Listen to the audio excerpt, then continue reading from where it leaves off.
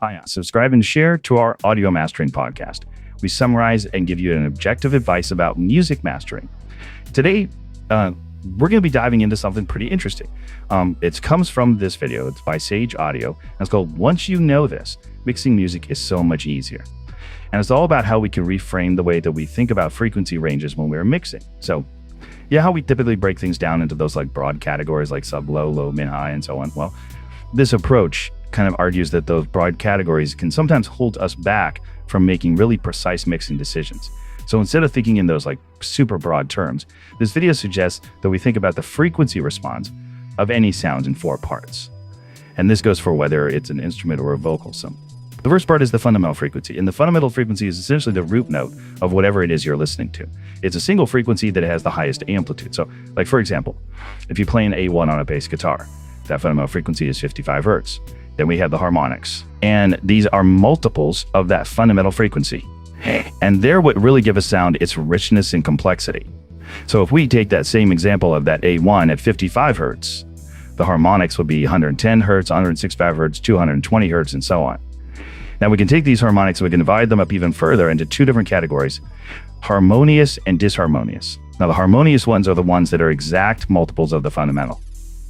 And they tend to sound well harmonious. The disharmonious overtones, those aren't exact multiples, and they're actually what give an instrument its unique timbre or its color. Think of like the percussive attack of a piano key or the buzz of a distorted guitar. And then finally, we have what this video refers to as the unmusical or unrelated sound. So this can be anything from room noise rumble to hum from electrical interference. Basically, it's any sound that's not an inherent part of whatever the performance is supposed to be. So why does all of this even matter? Well, by understanding these 4 parts of a sound's frequency response, we can actually make much more informed decisions when we're mixing. So let's look at an example. Let's say you're mixing a bass guitar and you want to kind of clean up the low end. Instead of just slapping on a high pass filter and guessing where to set it, you can actually figure out what the lowest fundamental frequency is that's actually being played. And then you can set that filter just below that frequency. That way you're only removing the unnecessary rumble and you're not actually affecting the core performance of the bass. It's a much more precise and surgical approach to EQ. And the same idea can be applied to other areas of mixing as well. Like if you're trying to add clarity to a vocal, you can boost specific harmonics to emphasize certain frequencies that make it easier to understand. Or like if you have a boomy kick drum, you can actually identify the specific harmonics that are causing that boominess and then attenuate those without actually affecting the overall power of the kick. The idea here is to move away from making these like broad strokes and to really start understanding the building blocks of each of the sounds that we're working with so that we can manipulate them with intent and with precision. And what's really cool about this is that it can actually make your workflow faster because you're making these very targeted adjustments. You're less likely to get lost in trial and error. It's almost like having a roadmap instead of just wandering around aimlessly. So you know where you're going and you know exactly how to get there. What do you think so far about all this? Does this way of thinking about frequencies kind of make sense? And do you see how it could be applied to other things besides just EQ, like other parts of the mixing process?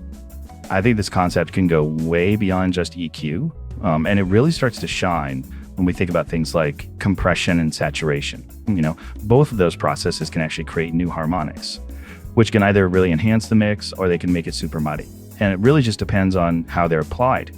But by understanding what's already there, like the harmonic structure of a sound before we start processing, we can make much smarter choices about how much compression or saturation we want to use and where we want to use it in the frequency spectrum. So let's think about compression. Let's say we're working with a vocal and it already has a ton of really rich harmonious overtones. In that case, we probably want to use a lighter touch with compression because we don't want to create too much harmonic distortion. But on the other hand, if we have something that's lacking a little bit of life, adding a little bit of compression can actually introduce some really pleasing harmonic complexity. It's kind of the same thing with saturation. If we add saturation to something that's already really harmonically rich, we could end up with a mix that's muddy and cluttered. But if we have a track that needs a bit more edge or a little more presence, then saturation can introduce those higher order harmonics that we're looking for. I think the takeaway here is that by understanding the harmonic content of our tracks, we can use compression and saturation much more intentionally and really shape the overall texture of the mix. Now, this video even talks about how we can use this knowledge of harmonics even when we're recording, like thinking about microphone placement. It's crazy to think about, but where you actually place a mic in relation to an instrument can have a huge impact on the balance of the harmonics that you capture in the recording. Looking for affordable mastering services? Try ED Sonic Lab at a reduced price. ED Sonic Lab has decades of experience in audio engineering and music composition. They've worked with professionals at Sony Music and Time Warner Inc., along with many independent artists and producers around the world. They specialize in a range of genres, including rock, pop, hip-hop, country, jazz, and dance music. What really sets them apart is their commitment to quality. ED Sonic Lab has been honing their craft since the mid-1980s. They've even worked with some big names like Shirley Alston Reeves from the Shirelles, Cindy Blackman Santana, and John Davidson. And their clients have received Grammy consideration, so you know they're serious about delivering top-notch results. You're probably thinking, all this experience and Grammy recognition must cost a fortune, right? Well, that's where ED Sonic Lab surprises you. They've actually transitioned to an online model, which helps them keep their prices surprisingly affordable.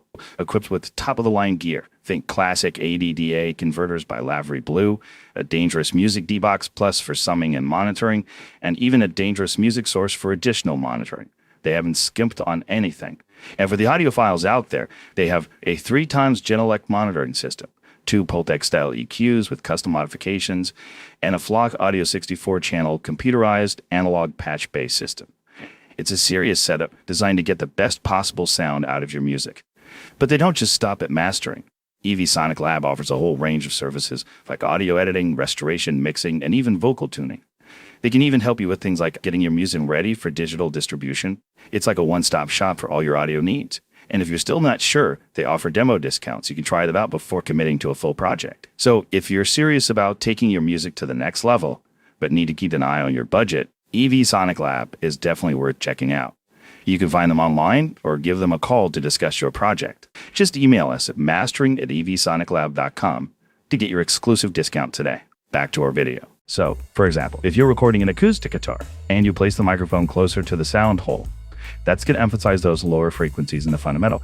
But if you place that same mic closer to the bridge, you're going to get a lot more of those higher harmonics and end up with a much brighter sound. So even before you get to mixing, understanding harmonics can really help you make decisions that are going to affect that final sound. Now, I know all of this might seem a little bit technical, maybe even a little bit overwhelming, but trust me, once you start using these concepts, it will become second nature, and the results will definitely speak for themselves.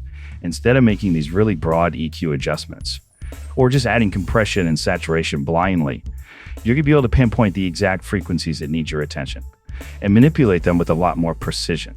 And that is going to lead to cleaner, more transparent, and just overall more professional sounding mixes. But what's really exciting about this to me is that it's not just about getting things to sound perfect. It's about giving you the tools that you need to really shape your sound in a way that expresses your artistic vision. Think about it. Every single instrument, every vocal, they all have their own unique frequency signature. And by understanding those signatures and how they interact with one another, we can create a sonic landscape that's really captivating and engaging. So, what are your initial thoughts about all of this? Does this concept feel daunting, or does it feel exciting? And what kind of challenges do you think you might run into if you try to apply this in your own workflow? Definitely exciting. It's kind of like learning the whole new language for your ears. But once you start to get it, like, you can really unlock a whole new level of control and creativity in your mixes now. This video does say that this isn't like a magic solution to every problem you're going to run into. There are definitely some elements, particularly those disharmonious overtones, that are a little harder to work with. It kind of require a little bit more experimentation to get right, like sibilance in vocals or the snap of a snare. Those things don't always fit neatly into that fundamental harmonic structure. You're still going to have to rely on your ears and your experience to find that sweet spot with EQ and other processing. But even then, I think having a better understanding of how those harmonics work together gives you a much better foundation to work from. It's like having a sharper set of tools in your toolkit. And speaking of tools, the video really emphasizes how important it is to try and minimize those unwanted, unmusical elements, like hum and buzzes and just extraneous noise in general, and to really try and take care of those as much as possible during recording. It's always better to deal with those things at the source, rather than trying to fix them later on in the mix. If you're building a house, it's much easier to start with good materials than it is to try to patch up cracks and problems later down the line. So taking the time to get a really clean recording is going to save you so much time and effort later on when you're mixing, because you can really focus on the creative part of shaping the sound instead of just fighting against all of these technical issues. I think what's really great about this whole approach is that it really encourages you to be more intentional and to really think about all the decisions you're making when you're mixing. It's not about just relying on presets or trying to find these like quick fixes. It's about really understanding sound and using that knowledge to craft a mix that is truly your own. It's about finding that balance between being technically proficient and also expressing yourself creatively. And I think by understanding how harmonics work, we can really create mixes that are not only technically good, but also emotionally impactful and just sonically captivating. To wrap things up here, if you want to learn more about this and really dive in, I highly recommend checking out the Sage audio video. It's called Once You Know This, Mixing Music is So Much Easier. It's a really interesting and insightful look at a concept that could honestly change the way you think about mixing. Subscribe and share to our audio mastering podcast. We summarize and give you an objective advice about music mastering